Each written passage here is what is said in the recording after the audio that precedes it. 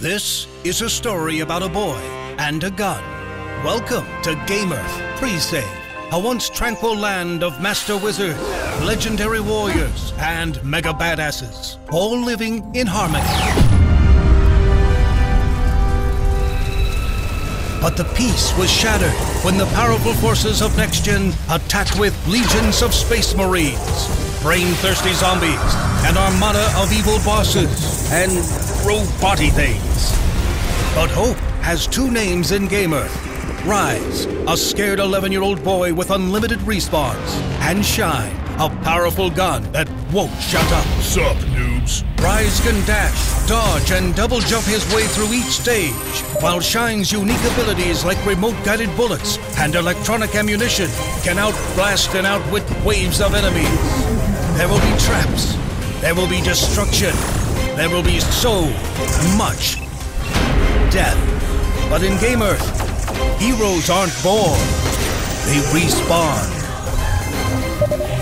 Rise and shine. It's time to save the world of video games one shot at a time.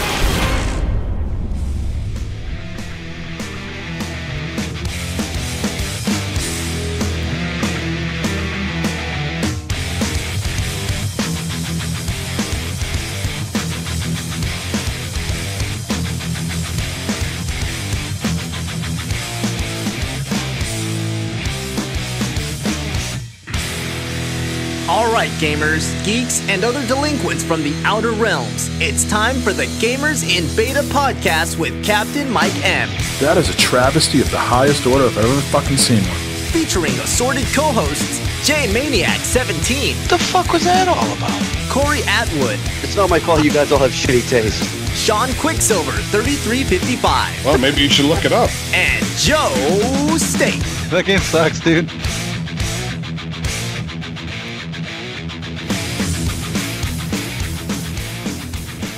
So I've been listening to the Dad's Getting Grounded podcast, Jay. Yes, I think I'm up to date. You know, those guys love to talk about feet. Oh, yes. Yep. They are very much. So I'm going to disclose something here in the, I'd say at the end of, you know how the end of fall, beginning of winter, the weather and the change of weather can do terrible things to your skin. Are you aware of this? Yeah. So for a while there, I was rocking some nasty feet myself. So I have been, for the last, I'd say, good month, I have been treating my feet daily with a nice hard pumice stone. You have a pumice stone in your bathroom, Jay? We do. You do, all right. And the egg shaver, too. Yeah, so I don't know about the egg shaver, but I have this petty nice egg. Petty egg. Petty egg, ooh. So I got this pumice stone, and then I've been using this like triple ointment or something or other, hydraulic ointment or something supposed to. Hydraulic. I don't know what it's called. Hydraulic cement fill in the cracks. Yeah, it's supposed to be something to, you know, I don't know, make your skin reborn, bring back some life to it. So anyways, I'm throwing it out there right now that I have the softest feet in podcasting. My feet right now are so soft, they're like a baby's bottom. It's unbelievable. Do you diaper them? No, but I'm just throwing out there if there's, you know, I don't think it's cheating if you rub your feet on another woman, but so if there's any women listeners out there that have a foot fetish and just want to have really soft feet rubbed all over them, you know, just saying, my feet right now are very, very soft. All right, so no crusties and I got no nothing. cracks. These things are beautiful. These things are like mint, like just like fresh out of the womb. It's unbelievable. Nice. But with that, let's kick off episode 186 of the Gamers in Beta podcast. This is Captain Mike M. I got Jay along for the ride tonight. Jay and I are going to kick this old school as Corey is under the weather. I think Corey said he got sick from Jay last night. They were playing Gears of War. And Joe was watching the kids. I believe his wife is out. And Sean is just, you know, he's buckled down at home. He's gearing up for Conan Exiles. So he doesn't want to come on the show until he's ready to deliver that content. So it is just Jay and myself. And as New Englanders, Jay, we are starting this a little bit late on Sunday night because we are basking in the glow of another trip to the Super Bowl for our New England Patriots. A pretty They beat the Steelers pretty soundly, I would say. I'd say there was no question about it that they were the better team. So we're on to Atlanta in 2 weeks, and the game is in Houston, and I think that will be a good game, the Falcons and Patriots, and we'll see what happens then. But here we are, episode 186, and Jay, you weren't on last week because you were under the weather and you're still a little bit sick right now. Oh, still coming out of it, as you can hear in my voice. So I was not playing hooky. I was legitimately sick. So he's sucking it up for the team tonight. But quickly, Jay, anything that you heard last week that you want to address off the top before we get into the show? Well, there was a discussion of undergarments last week, I believe, and what your choice was, whether it was boxers or briefs. Or the boxer brief. Or the boxer briefs. And I believe you mentioned that I do the boxer briefs, which is inaccurate. I am a boxer person because, like you say, I need that dancing room. Yep. But there is a time for the boxer brief. Not the tighty-whities, but the boxer brief. When you're out riding on the four-wheeler, or I used to do some mountain biking, when the boys are kind of jumping around, you want a little bit of, a little bit of snugness so that don't quite, get to full extension, because at the end of the day, that could be a little sore. So that's about the only time that I did do the boxer brief. So, but I don't. Generally, it's just the boxers. So no mankinis. No, I haven't ordered one of those yet, and I don't think I will. So no worries about that. Yeah, no. Although we do run in that when we go to the beaches around here, because not to be cruel to anybody, and the Canadians are nice anyways, but they do like to wear the Speedos with the chicken nuggets hanging out. So. Yeah, pass on those too. So, well, I'm sure that everybody out there listening is relieved to hear that you are a boxer's guy and sometimes a boxer's brief guy. Yeah, very occasionally. So, and we had mentioned that Joe got me sick. We were joking over text and whatnot that because Joe was sick and then I got sick. And now Corey's sick, so we're digitally passing this bug around. So there is that. I really did miss last week, especially with your discussions about the Switch. And as you all know, I have my thoughts on the Switch. So let's get into that, Jay. We don't want to belabor the point too much because now that I listen to a lot of podcasts, everybody is talking about it. And I'm sure the listeners listen to more than just us. And they're probably a little burnt out on it as well. Oh, but yeah. I think, you want to express some points. So let's get that, and then we'll move on. Yeah. I mean, everybody knows I'm not a big Nintendo. I'm not the hardcore Nintendo fan, which I think is what this is going for. Was it me, or was that like a really lackluster announce? Admittedly, they did it in Japan, so it was kind of weird. But yeah, like I said last week, I didn't watch it. I had to get up early for work and things like that, so I did not watch this one. I've caught bits and pieces of it, and it's got that sort of delay because you got the translator and things like that. But the majority, the sentiment out there that I'm hearing for people from other shows is that they thought it was pretty adequate. They thought there was some good humor in there, and the sort of the tongue-in-cheek and the cleverness that Nintendo has that. People really weren't disappointed too much with it. I mean, certainly there's some podcasts out there that thought it was terrible, but I think people need to understand that there is a culture difference the way things get presented, and this is one of those cases. Yeah. I understand that, and that I don't fault them for that, and it's hard too when you have interpreters trying to interpret what's being said and go through and keep it in a timely manner as intended and everything. So there was that, but. To get to it, to the meat and potatoes here is,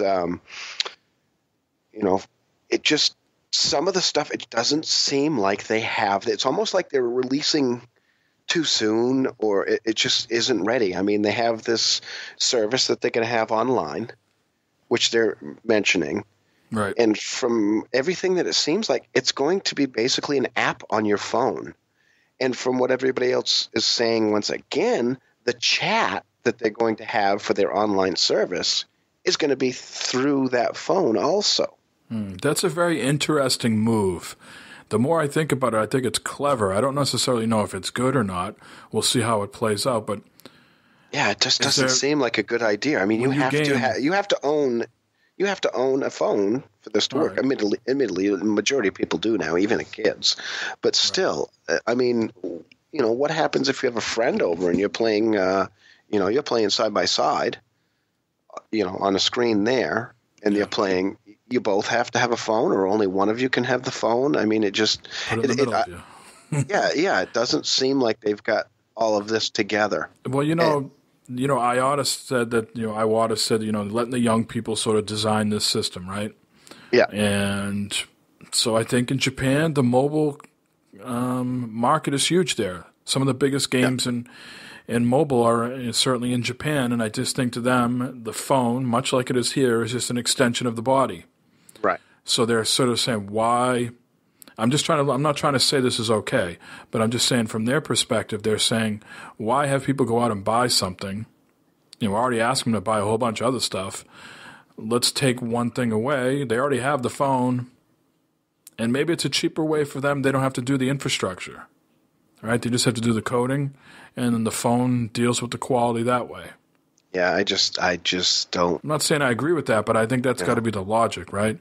That you got something already in your hand that uses as a device that you can talk. Now, what happens if you're in a party and then the phone rings? Oh well, yeah. I mean, I just don't understand it. You're playing on this console. You want to be chatting through the console. I mean, admittedly, some people use the different. They use Skype or some of the other programs that we use or apps that we use. I mean, Discord. A lot of people just don't even use the party chat anymore. They just go right to Discord or something along those lines. But I've always found that bulky because I have to be on my PC or my phone, connect the headset there. Then I don't have the music from the game. It seems half-baked. The cookies are only half-baked here from what I'm seeing. It's certainly more in line for PC gaming. Yeah. Right. But, for that and the people coming out and announcing games where they showed absolutely nothing of the game. And in some cases, I mean, not even like a graphic of just the name of the game. They just came out and described the game.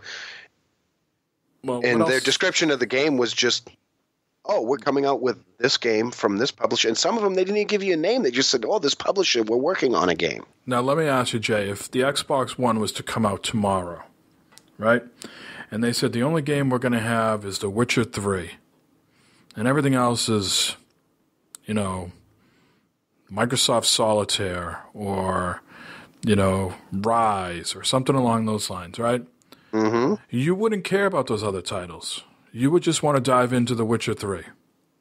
So, yes, but I wouldn't buy the console if there was only one game. And this is a spoiler for people that haven't listened to the 40 cast yet, and I don't like repeating myself, but I think this is a very important piece here, is that they are releasing a Game of the Year game right out of the chute, where you had the PS4 with Knack, Killzone, you had the Xbox with Rise, and I don't even remember what else was there. NBA 2K. I don't remember what other games were there at launch. I mean, those games aren't even in the same league as Zelda, if you believe what everybody who's played it. Right? I mean, everybody else, listen to Giant Bomb. And I keep saying that Zelda is, they're selling this on one game, but there's a flaw in that. I have a Wii U. I can buy this game for the Wii U and play it on the Wii U. Well, then you want your cake and eat it too, because then you say the Wii U is a piece of garbage, but then you're going to buy the game for the Wii U. And I think how do I know the Switch isn't a piece of garbage too? This is my point. I think a lot of what they're banking on is that a lot of people didn't buy the Wii U, right? So they got 2 million pre-sales already sold, right? And they're saying maybe these people didn't buy the Wii U, and here's the incentive to go out and buy the Switch. Right. To me, I don't have a problem with the launch. There's more than 2 million Wii U's out there, so they're going to get the sales on both. But I just said it before, say it again. I'm not spending $260 for one game. $360. 360. Sorry, yeah. So I'm not spending 360. That being said, you know, I don't want to shit on it too much. I really don't have an interest in owning it until it comes out and I see how everything works. It's very expensive. It is. There's a lot of other things that are not in the box that you right. That you know. For me, I don't feel like I need a lot of things. Do I need the other Joy-Con set? Do I need those? Well, maybe I'll need those if the kids are going to play Mario Kart. Right. You know, but if it's just me, I don't need that extra set. I don't need the charging thing because these things got 20 hours of battery life. You hook them back up to the touchpad, the screen. Yeah. You put them back in the dock. They're going to charge that way. None of the controllers we have now, Microsoft or Sony, I don't think you can play for 20 hours with those controllers. Certainly not the DualShock 4. Maybe the Xbox One. I don't know. Yeah, maybe the one. And if you don't have a headset plugged into it, right? And if you don't have it plugged in to the headset, if a headset plugged into it, I should say. So 20 hours of battery life on those things to me seems perfectly fine. Yeah. So for me, you know, I'm not going to have to buy a lot besides the game. You know. Yeah. Everything else that comes with it is fine. I'm not going to need a carrying case. I have a work from home gig, so I don't need to take this with me on my lunch break. My lunch break is here. Yeah, I mean, I don't want to beat it up too much. They didn't do anything to convince me that I needed this. You know, in full disclosure, I did pre-order one. I pre-ordered one in case a friend was unable to get one. I've already got 2 people that have put some hands up. So, you know, I did it for that reason, to cover some friends that maybe don't have it. It's not something I'm going to own right out of the box. They did not convince me. Yeah. That being said, that and their online service to be determined. Some of the games still to be determined when they come out. Mario looks incredible. I've got to admit, Mario looks really cool. Again, not enough to draw me over. I'll wait until things settle down. You know, $80 for the controller for, the Pro controller, which is what I'd have to probably end up picking up for me to play comfortably. Yeah, I think they're like 70. People say that the $70, yeah, the standard one, the one that looks like a dog. Yeah. They said that is actually really comfortable. Even though they said despite how that's what I've heard. Weird it looks, that it is comfortable. Yeah, and it comes with that in the box, but it doesn't charge them. They have one that looks identical to it, which charges it, which you have to buy. Right. Well, we just talked about that. Yeah. So that doesn't. Yeah. So that doesn't apply to me, but some people. Yeah. But other than that, I mean, there are some things. The Joy-Cons, the way they work, is really interesting to me.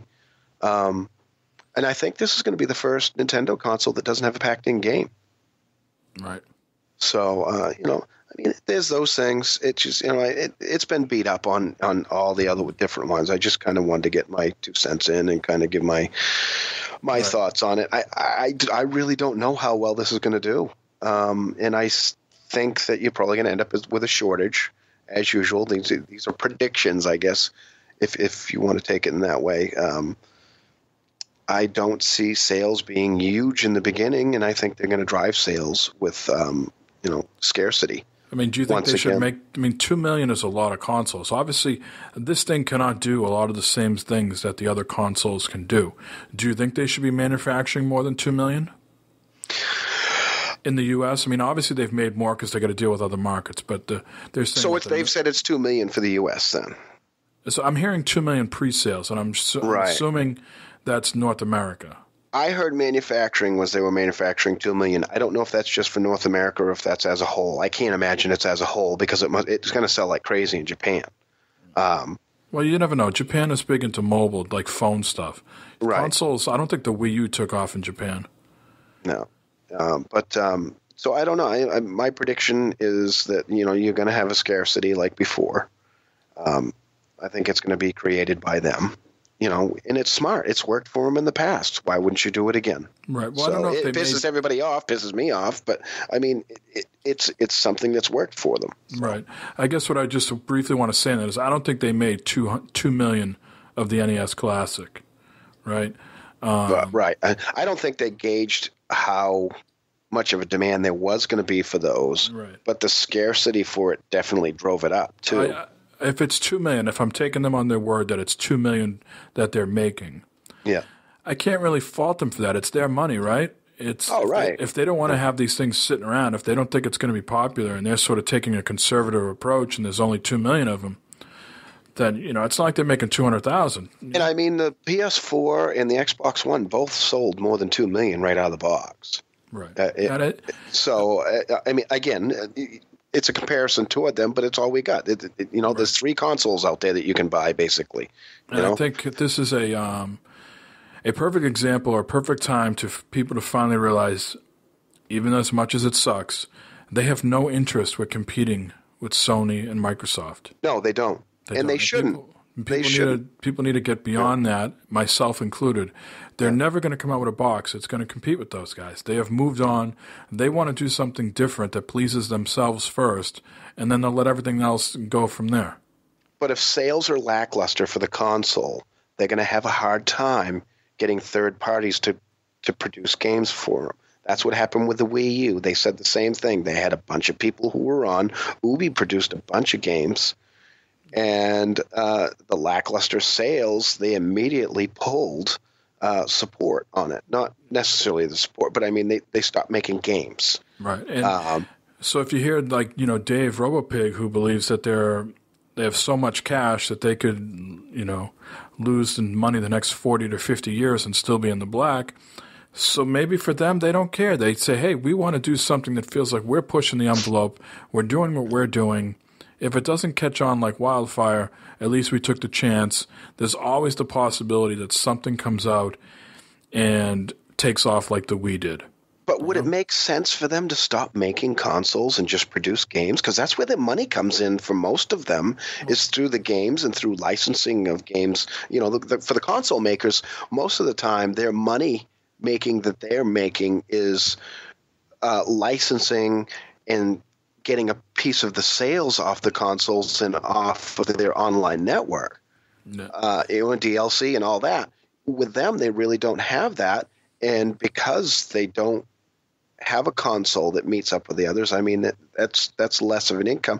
Would they make more money if they just started making games for other consoles? Putting out Nintendo more money, games. But it doesn't sound like that is their mission statement. No, right? No, if you work exactly. for companies. Like I work for the company now, every office you go to has their, we have a mission statement and 5 bullet points in every sort of conference room we go to at my job. Yeah. Everywhere has that now. Even where I work. So I don't believe that their mission statement is just to make money. I believe they probably have something to adapt, innovate, push the envelope, right? Oh, yeah. And so, maybe it will take them 3 consecutive times. I mean, the Wii was unbelievably successful in the beginning, but petered out midway That was through. Wii bowling. Right. Which is amazing that they've got such a drive off of that. And that's what this console is going to need, too. So maybe 3 consecutive flops in a row will change their mind, but clearly they're not at that point yet. No. And I do like the fact that they say that they took a lot of the ideas from past consoles and integrated them all into this one. With Wii, the nunchucks and whatnot, that's what really made that an interesting console. They have that baked into this. They have, the portability is baked into it. So it'll be interesting to see how well it does. I just... and for the Nintendo hardcore, they're going to be all over this. So, right. But again, I guess where I was going, I kind of got off track, was for the sales. They made 2 million of them. It took about almost, 24, 36 hours for them to sell out. Right. So, because I think the time difference, because it was at night. Right. So, there was that too. So, but it did sell out. I mean, you can't get them anymore. So, I woke up at 3:45 that Friday morning. Yeah, there was an email or a alert or text message or something from Amazon saying, now available for pre-order. I said, all right, let me just look at that, and boom, it was still available. So I ordered it. Yeah, and after you ordered yours, I took a look, and Best Buy at the time and Walmart both still had still had pre-orders available. I think they started disappearing somewhere around 11 Eastern time and whatnot. So, but beat that one enough, especially with all the different podcasts and stuff. I mean, right. So we enough have of plenty that. of time to talk about it once we actually have it in our hands. Yes. And, what's crazy is we will actually have this before PAX East. And you think PAX East is right around the corner, but actually this is coming up before PAX East, so not that far away. And I'm eager to try it at PAX East because that's probably going to be my first opportunity to do it. Unless, well, you'll have yours, but right. I don't know if it'll be at PAX East, or maybe it will be. I don't see why it wouldn't. Nintendo's been there the past 3 years. Yep. So let's move on here to some other news. The show is called Gamers in Beta. We don't talk about a lot of betas, but it seems like my inbox this week has been pounded with some beta notifications. So there's Sniper Ghost Warrior, For Honor, and Injustice 2. There might be others as well, but those are the 3 that I can remember signing up for this week. Well, there was 2 going on over the weekend too. So, any of those whet your appetite? Well, I can't really play it. So, Sea of Thieves. I know people have said that they had. I don't know if it's a beta or an alpha or what it is. Right. But there's a test that went out for that. I'd like to try that. That'd be interesting. I think that'd be a lot of fun with friends. I want to try that with the friends to see if it's fun as it seems. And Halo Wars 2. My Halo Wars 2 updated, so I popped into it and checked it out and played it a little bit. And at the time when I went into it, because it had just updated, it was early Friday because I don't work Fridays. And I went in and I played the tutorial. So that was interesting. That. Not really my cup of tea. Yeah. But how about these 3 here? Sniper Ghost Warrior, For Honor, and Injustice 2. Do any of those sort of tickle your fancies? You sign up for any of those? Sniper Ghost Warrior would probably be the one that would interest me the most, but it's only on PC. And I need to do some PC upgrades. I mean, my PC is running fine, and it's still a beast. It'll run everything. I just need to put in a larger hard drive is my biggest issue. So I'm running out of space and to put that in. But Sniper Ghost Warrior would probably be the one that would interest me the most. For Honor, already tried the alpha. Very interesting game. I don't think it's something that's going to really suck me in big time. I could be wrong. So I'd like to try that too, and I have signed up for it. And Injustice 2 is a fighting game, and I didn't even play the Injustice 1 story all the way through, so not a lot of interest for Injustice 2, even though it does, for a fighting game, it looks pretty badass. It does look incredible. Yeah. So I signed up for all of them. Whether I will play them all is a different story. Don't want to get too burnt out on For Honor before it happens. I've played so much of that already. But I am looking forward to that. Sniper Ghost Warrior is definitely more challenging than, say, Sniper Elite. Yes, that's why I don't know. It'd be the one be more up my aisle, but I think that one is more Call of Duty-ish, I guess. I'm not sure. I haven't played any of the other ones before, so. And the other bit of news here I want to talk about before we get into some other stuff is Perception. This is a game being developed by Bill Gardner and his wife and some other people, formerly of Irrational, which certainly worked on the BioShock series. And so they got some chops. Yep, we've talked about Perception in the past on this show and on Gamers Unscripted. And so we just want to sort of give Bill some props that Perception not only is it coming to the PC, but it's coming to PS4 as well. Yeah. No sort of, date or anything like that exactly when. They're working hard on it still, but they have signed a publishing deal with Feardemic, who are supposedly going to be releasing, I guess, their expertise is going to be in the sort of horror, sci-fi, scary genres, right? Yeah. From what I understand. I just like it because it's something different, yet in a way that it seems like it's going to interest me. It's not like a horror. I mean, it is, but it's kind of a discovery and moving around, but in a different way. So that being that you're a blind person going around a house trying to stay away from a creature or something like that. So a ghostly presence, Jay. A ghostly presence, yes. And your only way of navigating is through basically sonar. Echolocation. Echolocation. And the thing that I really like is that they went to, there's a blind guy that actually goes around, he rides bikes, he goes around, walks, and he actually clicks, and he can use echolocation to move around. And they talked with him to try and help create some of the navigation with that and try to create it within a game so that when you play. So I think this is going to be a great game. I really think it's going to be good. I really enjoyed what I saw at PAX East. So hopefully we get another look at it, and hopefully it comes out soon too. And I probably will be playing it on PS4 because I prefer the console. So. And no idea if it's going to eventually come to Xbox One, but at this point it's just PC and PS4. Correct. All right. Well, we fired up the question of the week machine again last week. Yeah, baby. Gave people a little bit of a break, a reprieve from answering us. And the question last week was certainly timely. It was about the Switch. Corey came up with this question. He wants to know, what interests you about the Switch? Why would you, want to buy it? And if not, what feature would put you over the top? So let's read some of these responses, and then I guess maybe we can give our answer as well. So Denny, Loose Screw of Tap the Craft podcast, writes in, I think it's the replacement for the DS Portable, and I like that it will be a powerful hybrid console/portable system.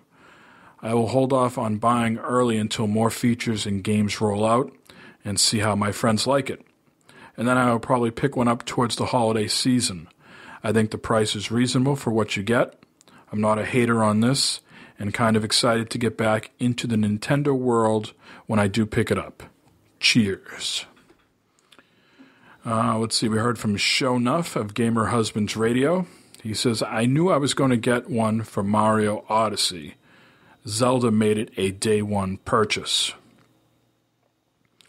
Brian Young, otherwise known as Juggler of Geese, says, considering how little I use my 3DS, nothing would convince me to buy it. Matt Jawgoosh on Twitter says, family loves Nintendo, built-in couch co-op, tablet mode when someone else wants the TV, Mario and Zelda look great. The tablet mode and being able to play it when somebody else is on the TV is probably the most compelling thing for me too. So yeah, it seems like they finally corrected what the Wii U didn't do right. Yeah, because I've tried it on the Wii U, and sometimes you feel like you need to turn the TV on to kind of get things set up, and then you can go back and let somebody watch television. You gotta be pretty much in the same room as the console. Oh yeah, it doesn't reach far enough. So, but I just wanted to tag onto that while it was mentioned. Sure. And then Aaron Shoesmith, otherwise known as THM Magnum Spy on Twitter, says the games like Mario Kart and Zelda, fun games that aren't stressful, being able to play with normal controls. And next we have Nick K, otherwise known as Games on the Mind on Twitter, friend of the show. Console quality Zelda and Mario Kart on the go. Plus, my kid will go hysteric if I don't. LOL. So I guess he has a child that's compelling him to purchase this. Yes, his oldest son. Yep. Eric Bouchard, AZ Rockslide of Everyday Gamers. I'm interested, but it's not immediate buy for me. I like the idea of being able to play the same game in tablet mode that I'm playing at home, but the launch day lineup is not strong enough to make me get it then. Roger Roken, I6 Hitman on Twitter. The ability to play Zelda at home and on the go. I never have to stop playing or wait until I get home. Freddie Ferrudo Kruger on Twitter. Not getting it, at least not at launch. Bought the Wii U when it came out, and we all know how that turned out. Friend Devious Mr. Matt from the 40cast and fellow drinker. Nintendo games make me want to buy it. Also, the kids like Nintendo games. Not sure I'll be getting it or not. Knowing Matt and his cheap ways, probably not. Well, he's got a Wii U, you know. I know. And he said the kids use it quite a bit, so I don't know. We'll see. Indio Techno. I already have a 3DS XL that I don't play, so I guess that's a no from him. Afterthought 51 of Dad's Getting Grounded. I was excited for the Switch with the first announcement of it, but not now. I don't want another online subscription bill, and it really would just be a portable 360. Nice, but the point is, will it be old games like Skyrim and Nintendo? No third parties are going to invest to develop this thing when the same game will be crap on the PS4 and 1. It will require its own games, and if the install base is small, which it will be, no one will develop for it. Nintendo is destined to follow the same path of the Wii again. Well, I believe I mentioned that too, about having a small amount of people out there with the consoles, so third-party developers would be hard to put games out for it because they couldn't really put it out on the other ones. But we'll have to see. Depends on the install base. Are you surprised, Jay? This is a decent sample size of responses. And if I'm, I could be wrong here, but it seems like it's 60-40 split here. 60 maybe in favor, 40 not, or 40 at least are holding out for it. Are you surprised by that? Would you think? No. No? No, I'm seeing the same on social media, Facebook and Twitter, and friends that we know. It's either the split that is generally out there is the fact that people are either say, "Hey, I'm getting it, I'm pre-ordering it." No questions asked. It's not an issue. They're just picking it up. They're not questioning it. And then there's the people who are questioning what's going on with it and whether it's going to be something that's going to fit into their household. What I'm hearing from a lot of people is Zelda and Mario, I'm all over it. And then the Fist game, or what's that called? Arms looks pretty decent, for the use of the thing, but I don't know how much I'll play it, Is it going to be something I'm just going to grab, play real quick and be done with it? A lot of people are into Splatoon. Yeah, Splatoon does look pretty badass. But even on the Wii U, it was pretty good, except no voice chat, which I think hampered it. But it'll be interesting to see. For guys like you and Gamer Goalie who are so into Skyrim, I'm not sure if you have an interest to go back into it like Dave has. Could you see on your lunch breaks at work playing Skyrim or being over at? Oh, hell no, because if I did that, I wouldn't go back to work. Right. That's my problem with it. Skyrim is a great game, but I have it on my PC. I can get it for the Xbox. I can get it for the PS4, and it'll look better on there and play better. And I can also play with mods. I'm sure that the Nintendo version probably is not going to work with mods.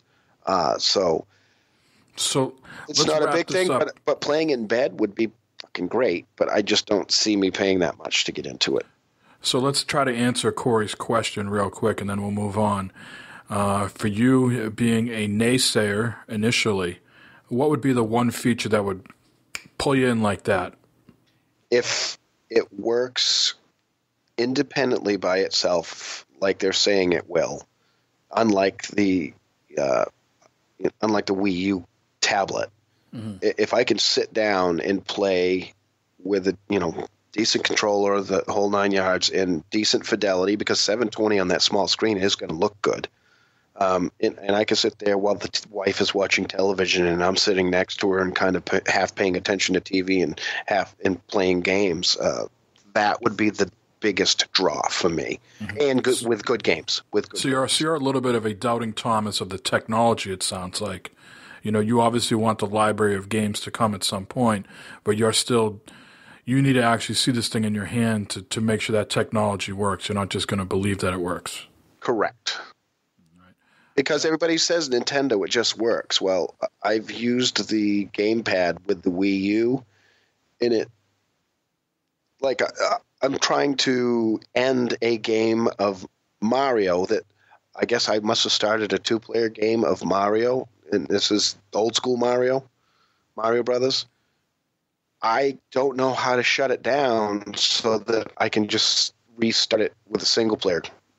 So, yeah.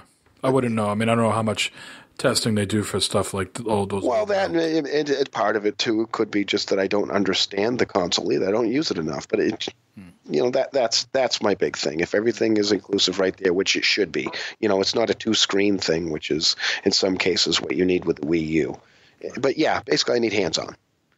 And for me, there's really no point of answering the question. I've already pre-ordered it. They just had to announce it and tell me when and how much, and I was good to go. And I liked your answer of whether you got the color or the gray. Right. To stop fights, you got the gray. Exactly. However, I hate to tell you this. They're still going to fight over it because they're different. One's going to be easier to choose than the other. Because I'm not sure how much they're interested. My son doesn't leave his room anymore. He's got the PS4 up there. So, our new buddy, Mafia Thug, on Discord has come up with a question for this coming week. This. His question is, how long have you had your gamer tag? And if so inclined, explain why your gamer tag is what it is. So that will be the question for next week. And if you're not on Discord chatting with Mafia Thug and myself and others, what the hell are you doing? Hit us up on Twitter if you need an invite, and I'll probably tweet out that link during the week as well. We have some good conversations over there, so join in. Yes. And Devious Mr. Matt sent a question in this week. What's the perfect gaming snack drink combo? I can tell you right now what it's not. Anything that has sort of like the orange substance on it. So like Doritos, Cheetos, cheese curls. Cheesy poofs. Those things will kill a controller faster than anything. So I try to avoid those. Or candy or spilled soda. So certainly the drink choice is going to be obvious. Beer. Love the beer. You know what I've been digging a lot lately is saltine fishies. So everybody knows of saltine crackers, right? Now they have saltine fishies. So I like the goldfish. Yeah, goldfish. Why am I calling them fishies? Saltine goldfish. Yes, that's what I have been consuming lately. How about you, Jay? I'd have to agree that the goldfish, the cheddar goldfish would be good. I prefer the white cheddar ones, but even that leaves a little residue in your hands and it kind of greasy. This is going to sound odd. Well, maybe not odd, but my favorite snack generally, because I work at night and I get home late, I've already had dinner. So I will come home generally and grab some carrots and sit down and eat and have a couple of carrots. And then after I have the carrots, that's satiated my hunger because I'm trying to not pack the pounds on. And then I'll have a beer. So now, carrots totally raw, or are you dipping them in some sort of sour cream or what? No, just carrots. By themselves, yeah. And we're talking like a whole carrot, like you would like pluck out of the ground, or like little baby carrots that you can buy in like a pouch? No, like, the foot-long carrots. So bizarre. No, it's a good snack. My wife buys like the kind in the pouch that are sort of like, bite-sized, like a little stick, and you can dip them in like sour cream or any other type of dip. No, I don't like those. But I've ever heard the people with the whole carrot. Usually those are cut up and put in soup. Like she buys those long ones for soup and things like that, or beef and stew. I just made a beef stew and I used the carrots. But yeah, that's why we have carrots in the house too. But this is something that I've done recently too. I mean, I'm an older gamer. I'm trying to cut back on the weight. I'm starting to get a belly because I'm sitting around playing games and I've been drinking a lot more beer lately. And yeah, I've gone to carrots. But previous to that, yeah, it was usually like either cookies or something that I could eat that didn't leave an oily film or some kind of cheese dust on my fingers. So I'm trying to lay off the carbs, so I've gone to the carrots. Gotcha. Well, thank you, Matt, for chiming in and asking that question. If anybody else ever has a question, you can email us at gamersinbeta@gmail.com, or you can tweet at us at gamersinbeta. Or like I said before, you can join our Discord channel and submit questions there. Let's move on to what we've been playing. And Jay, since you haven't been on in a week or so, why don't you go first and tell us what you've been up to? Well, this will probably be a collaboration because we're playing a lot of the same games, too.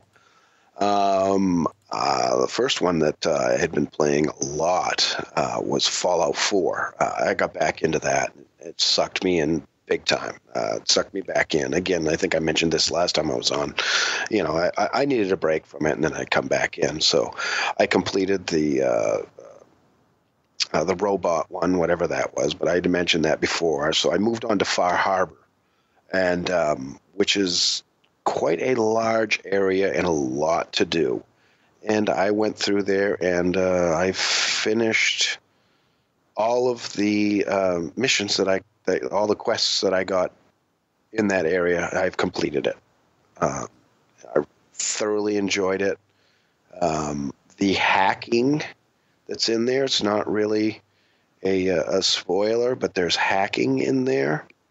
And not the hacking of the computers. There's another kind of one that you have to do. Was odd, and it's very puzzle platformy, and I enjoyed that. So once that was done, I moved on. Kind of got into the story and the story of it, because this is a whole different story in a different area. I don't know if it changes up a little bit depending on what factions you picked. The faction that I picked kind of fit in with it. So it got to a point where I didn't kind of like where the story was going, kind of like the main story of the original game. It kind of did the same thing to me, although in this one I did like my outcome better than I did in the main story. How much approximate game time would you say is in this? Oh my God, I think I put 2 more days into it. Probably another 40 hours. Damn. Yeah. And that's just because you... And I mean, I did everything. I did every little side quest I could pick up. If I ran by and somebody said, hey, help me. Okay. Mm-hmm. So I picked up a lot of the side quests. I did all the side quests and all the main quests. So... and what else? What other DLC have you done? You've done the Automatron? Automatron, yeah. Automatron. Yeah. I finished that one, and the next one, I had mentioned that I was going to go check out, there was a thing in my radio that said Vault 88, and then you listen to it, and you have to go to it, and I didn't realize that is the workshop one, which really... It interests me. I'd like to set something up. I wouldn't mind doing, like, setting up make it an arena and make Deathclaws fight or something like that. But I think that would be kind of like the building that you have to do for the towns and stuff. Right. So I didn't want to get into that. So real quick. So next is Nuka-Cola. Right. I'm going to move on to that after, but I've kind of set it down again. I'm going to take another break again. With the Automatron one, is there a lot of story in that, or is that just more about mods and stuff? It is story. I mean, you can build robots, but you don't have to. But not nearly as much story as Far Harbor. No, not nearly as much as Far Harbor, but there is a story there. And actually, I have some side quests off of that, which I have not finished. So I still actually have a few side quests that radiated off. Even though I finished that, the way that I finished it, it made it so that I actually have some story branches that I can still follow off of it, even though I completed that main story of the Automatron. So So I fired up the Nuka World this week. It was good to get back into Fallout. And, it's pretty much one of my favorite games. I knew the controls right away, didn't have to relearn anything. And, I'm just in the very early stages of it. Interesting how you get there is pretty cool. I don't want to spoil it for anybody. But I really enjoyed that aspect of it. There's almost got a bit of Borderlands vibe to it in the very beginning of Nuka World, which is kind of cool. I heard it's pretty... there's a lot condensed in one area, I'll say, with NPCs. They got this gauntlet that you have to run. Okay, so I completed that. That was very Borderlands-esque. And now I'm just in a city, like a hub. And so, progress through all that, and we'll see where it takes me from here. I got to go meet some guy, and I'm sure then it will take off from there. But I'm sort of debating, do I go back to Sanctuary and drop all my stuff off, or keep a locker in Nuka World? Those are the kind of things I'm debating with. I didn't go into Nuka World in any sort of armor, a power suit. Oh, yeah. See, that was the thing with this. The Automatron and Fire Harbor, I am playing in my X1 suit. So I did play that in this. And I kept having to buy ammunition, and when I'd go in and buy ammunition, I would just collect everything. If I, killed raiders and stuff, I just grabbed all their clothes, everything they had on them, and then I'd go back and sell everything, and then buy my ammunition, and I would also buy the not power cells, the fusion cores. The fusion cores. I'd buy fusion cores. So, and I never fell below 66 fusion cores. So, cool. But I don't run around when I'm using it either. If you run or jump, it uses the core. So right. I wanted to play a little faster paced. I think the second half of Fallout for me, I sort of played exclusively in the power armor. Mm-hmm. And I just wanted to kind of get back to more run and gun and a little faster pace and things like that. I'll see where that leads me, but it is good and very good to be back into Fallout 4. So I couldn't be happier about that. And I've also pre-ordered my, I don't know if it's second or third wave of Fallout Funkos. Ah, yeah. I see they came out with another power armor statue. So not like the last one where you could actually remove everything down to the frame. But right. I saw they had one of those out again. I was tempted, but I got enough tchotchkes around here. What else you been playing? I've been playing. I jumped into after the Fallout. I played a little bit of Battlefield 1, but it didn't really grab me. I've been kind of in a funk lately. I don't know. Campaign? Yeah, campaign. Not really, knowing what I want to play and just not feeling like playing much lately. And so I fired up Battlefield and started playing the campaign, and it's very good. It just for some reason right now it's not grabbing me. I know there's going to be a time it will. I may do this afterwards, but so I jumped into Titanfall too. And man, am I loving this. It's fast paced. I love this. I think this is far better than the first Titanfall. I mean, they really make the Titans feel quick, and you can move around with them, and they're actually useful. When I jump into my Titan, I don't feel like I need to jump out and then just use him as like a sentry, like I did in Titanfall 1. Story? In story, if I'm in him, I'm in him. So, really enjoying that. Really enjoying the story. Very unique the way they have you going around. I think you've mentioned it before when you're in that like factory, that housing factory. Right. Really enjoying that. And I'm really enjoying the fast-paced play and the wall running. There's a lot of wall running, and it's almost like platforming, puzzle solving. You have to figure out how to get through these areas and get into different stuff. So. I was a little burnt out on the wall running by the end of the game, but, they're not the first game to overuse a mechanic. No, but it That's part of the movement in the game. You move so much faster when you're doing the wall running. You don't have to. While inside, in a lot of areas, you do. But you don't have to do it all the time. But I find myself trying to use it as much as I can because you move so much faster. So I'm really enjoying it, and the story is excellent. I mean, I can't believe that this didn't do as well. I wish I'd gotten into it earlier because, man, this really is an incredible shooter.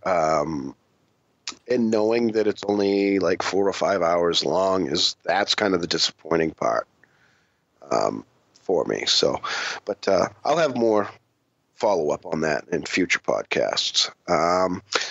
Now I'll move on to some of the smaller games that we have. These are on the Xbox One. Played Rise and Shine. So haven't I. My description of this, I guess before we get into a description of it, let's talk about how beautiful it looks. Oh, man, it's gorgeous. It is absolutely gorgeous. I'm playing it on PC, and it's holding 60 frames solid. But listening to the Major Nelson podcast, these guys got their start in comics, and you can clearly tell that when you play this game. I think one of the guys actually worked on Worms as well. The lead artist, and I think he was the producer of the game, Plants vs. Zombies. What's the shooter game they've got? Garden Warfare. Garden Warfare. Yeah, he worked on that. Yeah, so this is a very beautiful, hand-drawn, very meticulously hand-drawn game. Yes. And what would you say? It's a side-scrolling game, and it's got weird. 3 dimensions in it. You can see things moving in front of you and things moving behind you. It's 2-dimension. I mean, it's a side-scrolling 2-dimension, but then it's like that. They call it the 2D, where the background kind of moves. I mean, it's not a static background, and the front is doing stuff. Yeah, so it's very well done, but man, is this brutal. Right. It's very hard. I mean, I thought Rive was rough.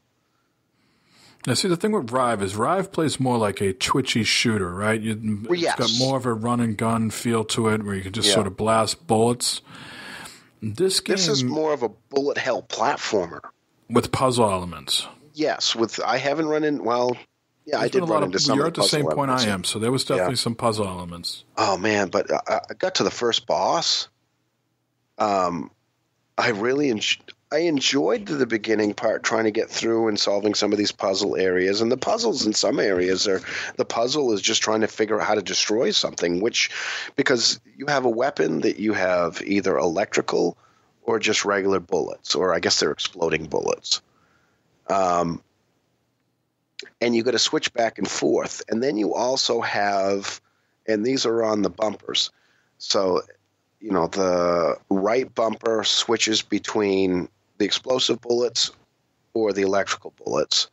And the left bumper switches between just shooting normally with the gun, just go straight. Or you can actually, remote controlled. And you can control either one of them. And in some areas you have to do that to actually hit stuff, because you have to control the bullet to go up and around something, and then you can pull the trigger when you're doing that, because there's circles that you can control it within. Once you're outside of those circles, the bullet just drops. But if you're within the circles and you're aiming and you're moving the bullet and you pull the trigger, then it shoots like it shot out of the gun. It'll just go straight ahead. So it took me a little while to get that, understand how that worked. Did that take you a bit? A little bit, but this is a game, I think, just like we talked about with Titanfall and the wall running, I think someone fell in love with this mechanic, and just in the first hour of the game, it seemed like it's overused. And, to the point where you're trying to open up a couple doors, right? There's some levers you got to pull. You get in through one. You have to shoot the little red lights. Yeah, and I'm just like, it's a nice mechanic, but do you really have to get so tedious with it that you got to use it on something as simple as a lever? Couldn't it just be the door could close a little slower and you could just use your dash mechanic. That would be just as more compelling. I think he wanted to get the puzzle element. I think that's where they wanted, because they really wanted to make this a platformer, shooter, puzzle. What else did they say? Something else. So I think that's why it was like that. I don't mind it. Because I like puzzle games. So for me, that didn't get tedious. It's kind of, I mean, by the time I got to the boss, I was just getting used to using that stuff, and I'd almost forgotten it because there was a little lull in there where you weren't using that. So, but getting to the boss, I think it's a very good game. It is on the more difficult end of the spectrum. Yes. And God knows what, did they have normal mode in Iron Man? And who knows what the hell Iron Man would be like. I know, we're playing on normal, and it is. And admittedly, this is probably not our genre of game as far as this is, and it's not Twitch either. It's, you got to have some decent aim, and it works kind of like a twin stick, because you pull the left trigger and that brings your gun out, and then you use the other stick to aim, and then you use the trigger to fire. And it seems like any enemy will kill you. It's one kill almost. Well, yeah, one hit and you're dead. Yeah. But you restart right where you died. Most of the time. That's right, yeah, most of the time. Unless you're, over an area that, spikes or something, or lava or whatever. But so this one boss that we're stuck at is this huge, gigantic robot, and he's supposedly level 999. And it seems like there's 3 or 4 stages of his life. I think there's more than that, because I've been through, we were talking there was earlier. 3 things up on the screen. Those 3. Oh, yes. But so he starts out, and they sort of show you these weak spots on him for electricity, and you got to zap that electricity. You have to shoot those, yeah. Then you got to shoot his mouth. And while you're shooting him, he's shooting stuff at you.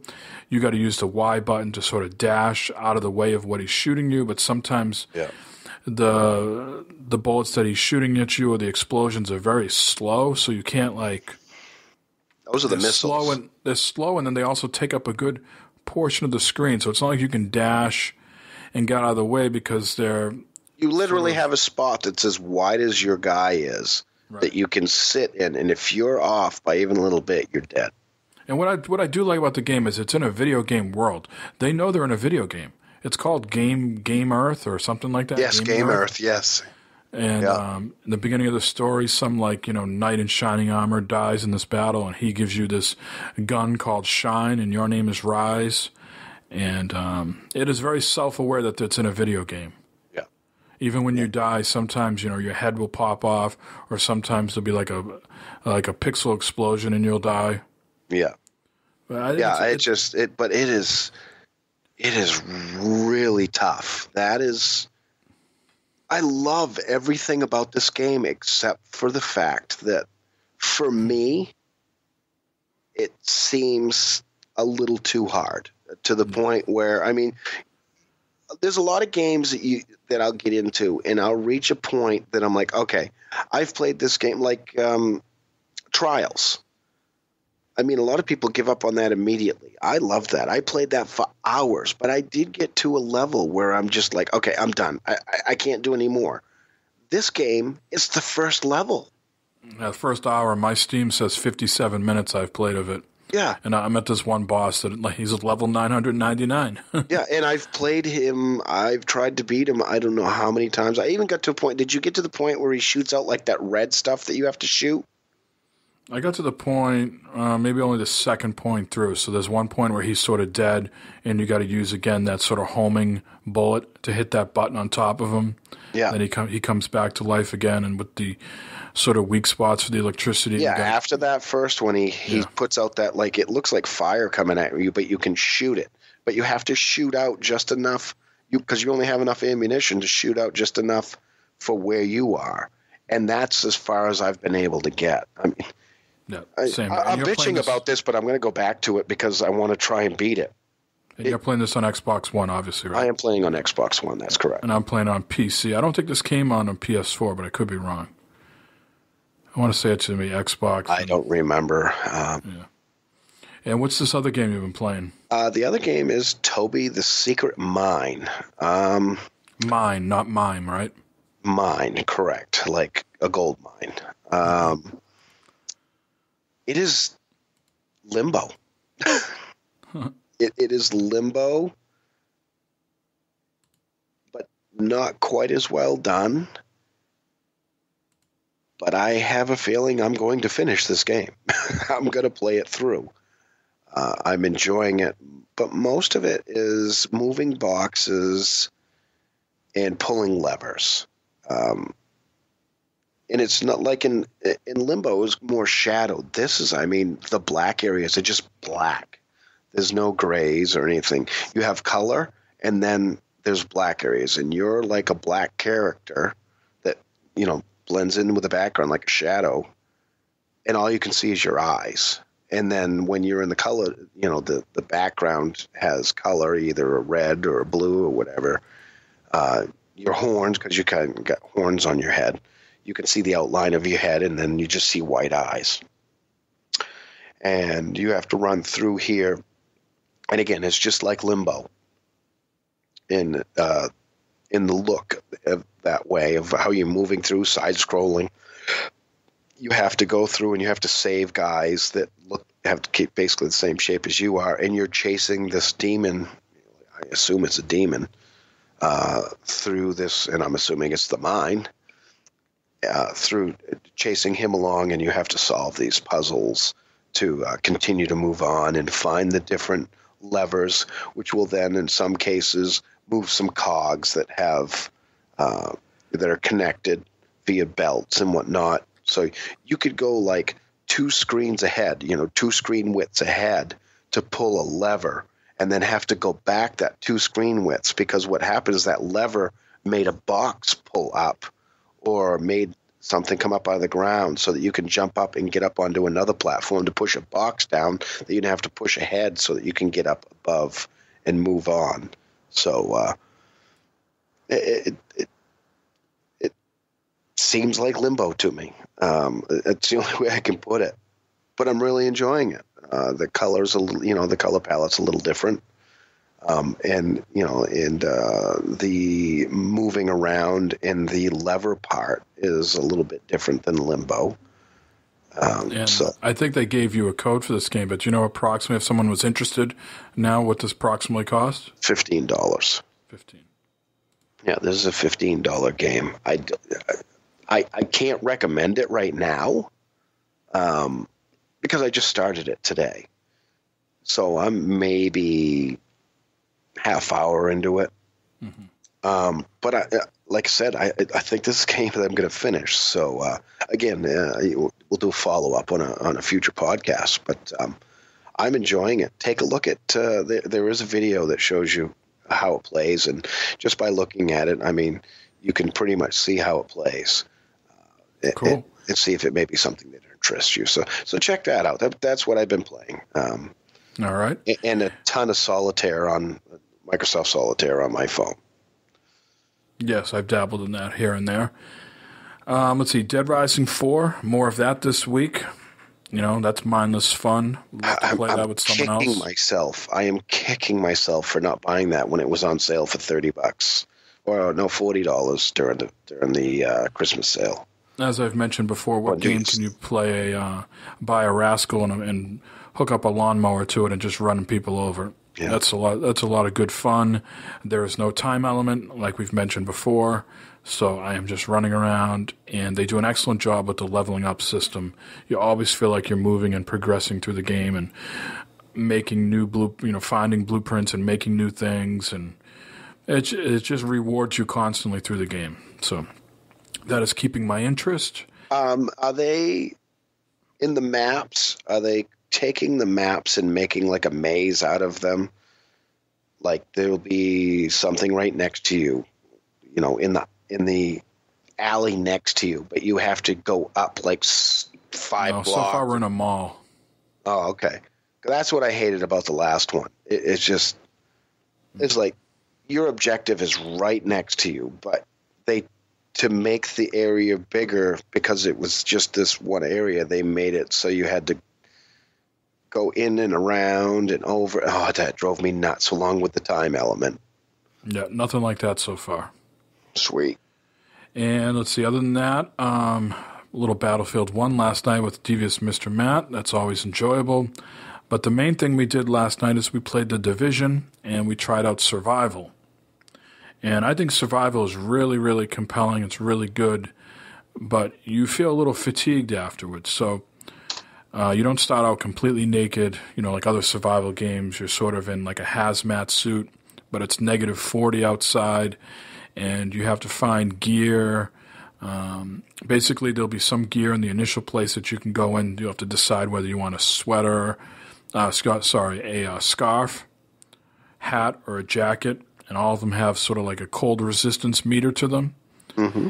And basically, what you're trying to do before you go to the dark zone is build up your resistance to the cold, but more importantly, you need to find a mask. I think they call it like a basic viral mask, and then you can make an advanced one. But you got to go throughout these areas, and you got to find electronics, tools, and fabric. And then once you have all those items, then you can start crafting things, and then you're good enough to go into the dark zone. Now, the conditions outside are very terrible, and you'll get like thirsty and hungry. They said something like severe sepsis. And it tells you what your life expectancy is. So I think you start off somewhere around maybe an hour and a half. And so me and Matt are playing last night. We're doing pretty good. We're making progress. And we got all our masks built, and we're ready to go to the dark zone. And we look up and go, shit, we only got 10 minutes left of life. And we're running towards the dark zone. I put you can pull up the map like you usually do in The Division, and you can put a marker or waypoint. And I'm running there, and Matt's running with me, and he's like, where are you going? I think the dark zone is over here to the left. And I'm like, but I have a thing right here that's telling me to go straight. So he goes left, and I keep going straight. And sure enough, we got separated. He got killed by some, fire-burning guys that were on his side. And so I try to go back to revive him. And he's like, just keep going. It's too late. I'm in an unconscious state. I couldn't get to him anyways because there was some construction zone that I couldn't climb over to get to him. So now I'm like, 2 minutes left to get to the dark zone. I jumped down off this building because the dark zone was literally right in front of me. And the fall from jumping off the building killed me. And literally I was right in the dark zone. It was right there in front of me. And the problem with survival is there's no, progress. You die, you start over. You don't keep anything that you did. You get reward for it. When you're done playing, you'll go back into your inventory and you'll get lots of cool weapons. That is the frustrating part that Matt and I found about the game is that you put in the hard work, you're doing the scavenging, looking for stuff. You're making sure you're going up to the fire barrels to stay warm. And again, you're rewarded for those efforts, but you lose everything. So it is truly survival. You die, game over, rinse, repeat. You don't keep any of your progress. So you have to be into that to, you have to be into that thing, willing to lose your progress to play the game. I'm not sure if that's something that appeals to you or not. Not in the least. From what I've been hearing from people, that this is really, it's hard. What they're looking for is what they originally had in the game when you played the kind of story mode together, completing the different missions and stuff like that. And they were just looking for more of that in this survival mode. Even for people, from what I've been hearing, people that even like the survival games, that this is brutal. I found it very enjoyable and very compelling. There was a sense of teamwork. I'm not going to go so far to say, I really felt like I was freezing and about to die. Yeah. I'm not going to go that crazy. But there was really a sense of, hey, Matt, I opened up this box, because when you're out in the world, there's no sharing. So what I mean by that is if you're in a room, a hideout, and there is a bag, you both get what's inside of it. he goes up to it, I go up to it. It might be different things, but you both get something. When you're out in the environment, it's like first one to the stuff gets it. There is no sharing.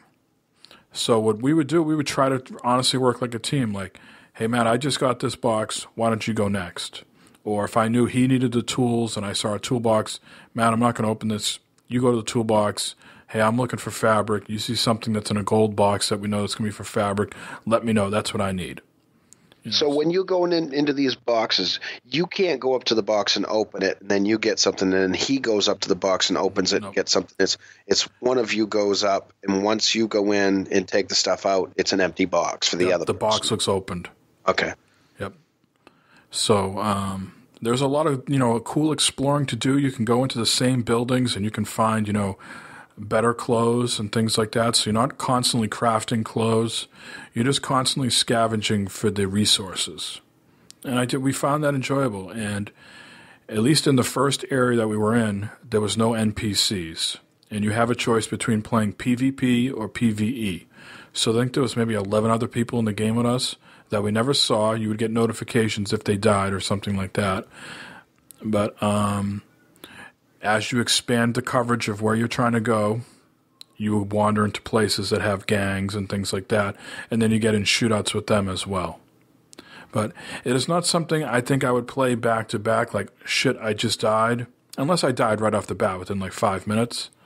But I do think if you could get a group of people in there and, play for an hour and a half, 2 hours with each other, I think there's some compelling stuff in there to do.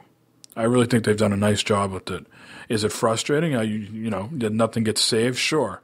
But I still thought it was a good experience. Now, you and Matt were playing together. Can you play up to 4 players? I would assume so, yes. Okay, because that's what Right. you can normally play, correct? And none of your other stuff, what you've done in the game, matters, right? So anything else that you've done in the game doesn't carry over. Everybody's on equal footing.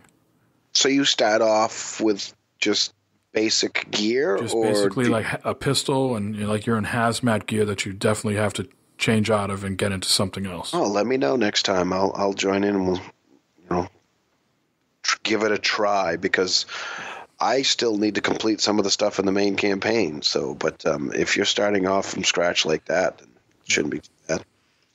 And we'll get into more of the Division in just a bit when we get into the news. And I think that's it for me. I've covered all the games, so we are ready to move into the news.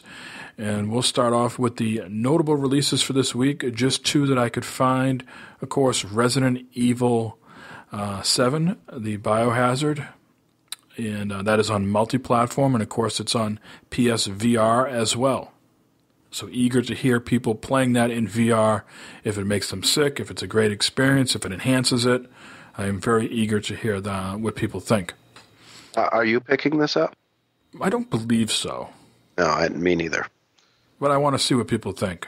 Although I'm very eager to check it out, but I still haven't played the demo that I downloaded. So this next game, though, I will probably pick up, Yakuza 0. This is a PS4 exclusive by Sega, and everything I've seen and heard about this game, it looks fantastic. Of course, you got to be into sort of the Japanese culture and subtitles and things like that. But boy, does this look like a fun experience. Now, is this an updated version of the PS3 version? They have done because this version was already out on PS3 and PS4 in Japan. This is the first time it's coming to the West. Yeah, because probably a year or more ago, I got sent a code, and I'm like, oh, sweet. And I went to put it in my PS4, and I'm like, oh, this is for PS3. Right, so this is a total, I think this is they've just, remade the game. I don't believe it's like they've just ported it over. Right. I believe it's a brand new experience, and it takes place, I believe, in 1989, so it's got some of that 80s humor in it, and things like that, or 80s nostalgia. Joe said he was watching a stream of this today, and he is hot to trot for this one. Yes, as am I. So I'll probably be picking that up at some point. Let's move over to the news here. Focus Interactive is going to be releasing a game called Werewolf the Apocalypse. And the reason I bring this up is certainly the early days of Gamers in Beta and where our roots lie is with One of Swords and Hugh Sterbikoff, who was also on the One of Swords show, released a book centered around werewolves. Is that correct, Jay? What was that called again? City Under the Moon? City Under the Moon. And, great book. I got to pick up another copy of that.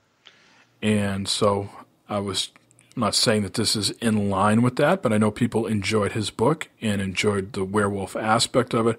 So I thought I would, talk about this briefly. So again, it's Focus Home Interactive, Cyanide Studio, and White Wolf are working on this. It's called Werewolf: The Apocalypse. There's no release date yet. From the makers of Styx, Master of Shadows. Yeah. Blood Bowl, and which, Call of Cthulhu. Yeah, which is coming out.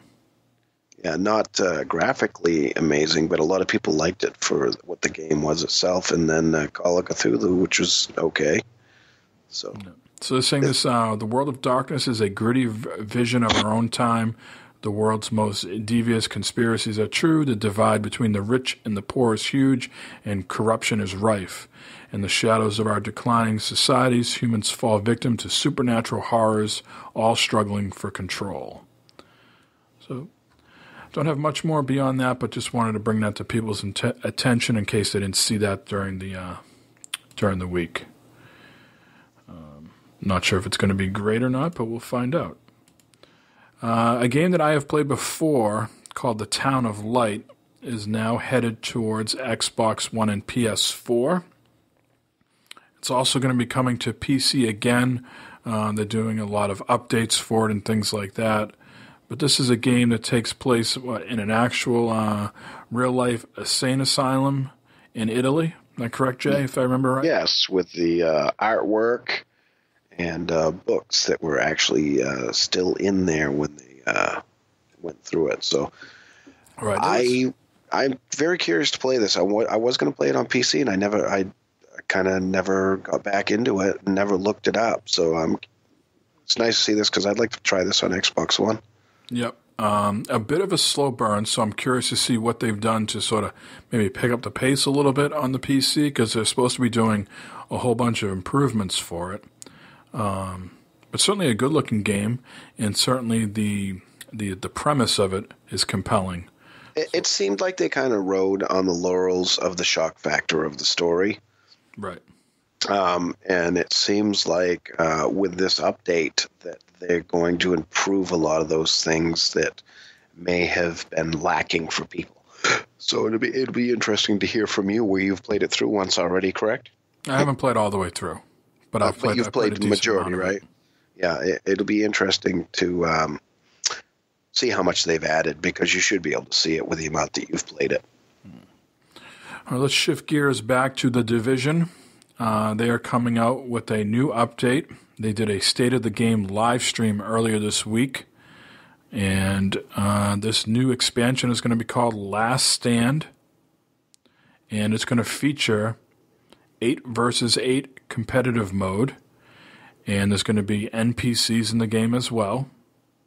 And it looks like this mode is where you're going to be trying to get 3 control points under your control in the Dark Zone. And this is the DLC that was supposed to come out, 6 months to a year ago? Oh, the game hasn't even been out over a year, I don't think. Right.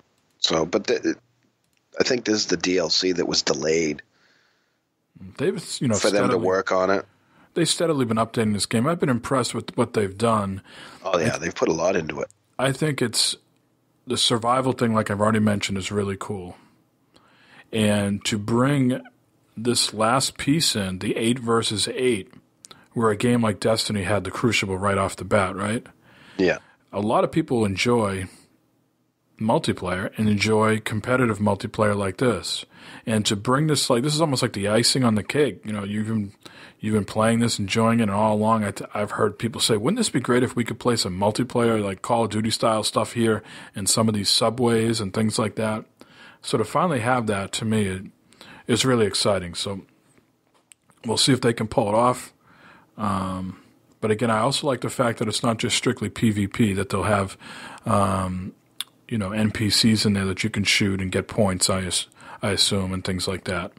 Kind of like in Titanfall. Right, exactly, yep. Yeah. And I think these are 20-minute time limits on the matches. First team with the highest points will win, or 20 minutes. I think there's like, from what I understand, if whoever has got the most terminals by then. But I'm eager to check that out. I think it's a good shooter as it is, and I'd be curious to see what it's like to play competitive stuff. And it's going to be part of the season's pass, but if you don't have that, you can buy it for $15. Alrighty then. And I don't see... it's got its own ranking system as well, with a level cap of 40. You'll need to be level 30, though, to play it. What's the level cap now, do you know? I'm not sure. I want to say 30, 32? Because I was saying, aren't you like 30-something? Yeah. My gear level, I just got like over 200 last night. I want to say that's right. Like there's a gear 208. level. Yeah, there's a gear level, too. I forgot they added that. No time frame on this just yet. I'm sure if you watch that live stream, they must have told you, but nothing in this article. I mean, Division seems very similar to what Destiny did. I mean, they came out with things, and then they just keep adding and changing stuff because, in the beginning it doesn't seem like they got it right, or there wasn't a lot of replayability, so they keep adding things for people to play. It'd be interesting to see where the Division's going to go. I would love for it to go like other places, like add Philadelphia and add New Jersey in. Oh, yeah. I really enjoyed playing the quest parts of it. I really thoroughly enjoyed that. I'd love to get back into that again. So, Battleborn. I just got a winter update, and the Gearbox folks are saying that this is the craziest update they've ever done. First of all, the PlayStation update was 13 gigabytes. The Xbox One version was 18 gigabytes. Jeez. And the PC version was 15 gigabytes. So there's a whole slew of new stuff that you can do. You get early access to a new hero called Beatrix. There's new Story Operation 3, which is part of DLC. New player experience. All 25 core characters are unlocked. Story mode enhancement. 2 new training modes. Returning player enhancements. A draft mode. And I also believe it has a PS4 Pro support now. Nice. Yes, I heard that. Now, you have this, right? I do. I have not played it. Magma Flo and myself have been talking on Facebook very briefly about this, and hopefully I can set up some time and play with him. But so you have it on PS4? I have it on PS4, yes. Yep. Okay. I think the game is very cheap now, right? I've seen this thing as low as I'm thinking about $10. picking it up, but I've got to get off my lazy ass and swap out my hard drive so I have space. Yes. Say that in a Lobster Man voice. So I have some space. There's no Lobster Man voice tonight. Now it's just James Earl Jones or whatever this is. Well, we got 3 more stories here, Jay, so just try to hang on. Let's get her done. For PlayStation, Killing Floor 2 got some new content called Tropical Bash. It's out today, and it's free for all players. Now, you have this on PC? I have this on PS4. Oh, you do have it on PS4. Okay. Mm-hmm. So it looks like there's a new map in this. All new tropical map, plus the Bone Crusher, a brutal new Berserker melee weapon, and the Gore Fiend, a devastating dual-bladed version of the Gorefast Z. In addition to this content, they've added a system that allows weapons to belong to more than one perk class, which they're calling the dual perk system. And there's also some new emotes, the all-important emotes. Gotta have emotes. You gotta yell at people. This new place is called Zed Landing. Is a beautiful new map set against the backdrop of a plane crash and a giant volcano. The volcano is not just for looks. It erupts during the battle and triggers a lava flow that enters the play space and become a hazard for players. I guess the eruption is so dramatic, Jay, that it changes the look of the map from a beautiful, clear, sunny day to a dark, grim, foggy map with much less visibility. Sounds scary. So, sure enough, if you're listening, we got to set aside some time to play that. This is a game I've played before on PC, Path of Exile. Supposedly a Diablo-esque game. Wasn't bad, but it's headed to Xbox One. I think this will probably do pretty well over there. It'll be free to play, and it'll include all the same content as the PC, such as all 5 previous expansions, along with the upcoming 3.0 expansion. It looks pretty. Yep, and it is free to play, so you know what that means. Pay to win? A couple micros in there. And lastly, we'll end this on a humorous note. Gears of War and who else? Epic are being sued by a former football player who claims to be the real Coltrane. Where's Corey when you need him? Yeah. So TMZ brought this lawsuit to light, verified by GameIndustry.biz. Let's see. Hamilton claims that Lester Spate, the voice of Cole, and whom is also being sued, spoke with Lenwood Hamilton about creating a video game character while they performed together as professional wrestlers. So you can see that they talked about this, and then the character came to light. But the question is, why are you suing like 10 years later? Well, he says that a friend of his son pointed out to him just last year. I think somebody's career is not making money, and they need some cash. So the suit focuses on the likeness between the two men. The similarities of the avatar Coltrane and Hard Rock Hamilton include that both are black, and Coltrane is the only black avatar in the Gears of War series. They both played professional football, although in Gears of War the game is called Thrashball. Coltrane's number is 83. Same year that Hamilton played for the Philadelphia Eagles was 83. He also wears the derby hat, wristbands, a front gold tooth, and a striking resemblance of both the build of the character. Yeah, I think this is going to go as well as the Lindsay Lohan one went. So he is suing for unspecific share of sales and profits made by the Gears of War series.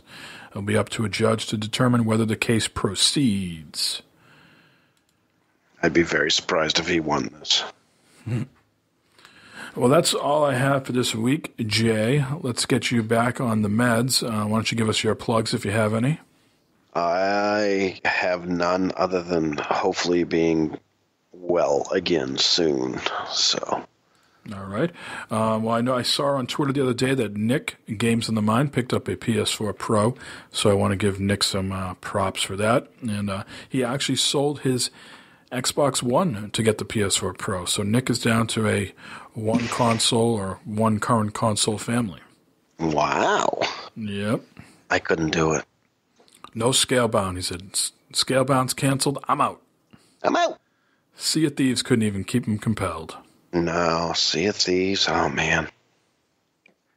Well, I am sure Xbox will have more details in the coming months of what they're going to do with Scorpio. I'm sure they got a few tricks up their sleeves, hopefully.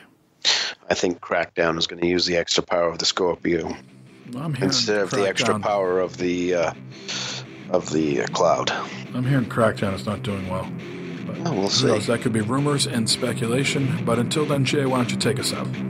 Well, until next time, same beta time, same beta channel, and hopefully I'll have my voice back. See ya!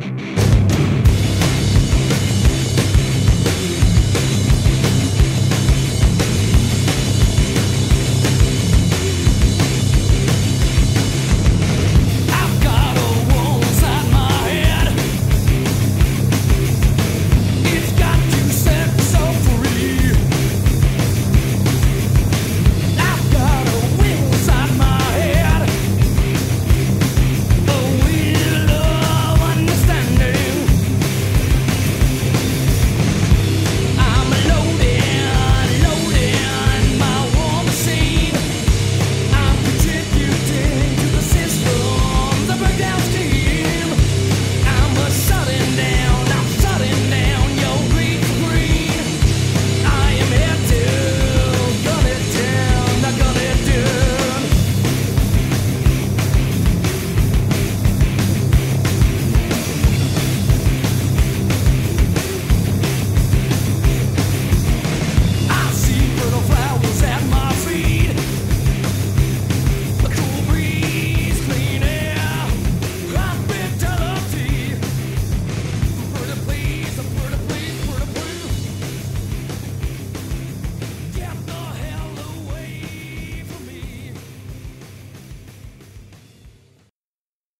Yakuza 0 looks so fucking cool. I have to get it.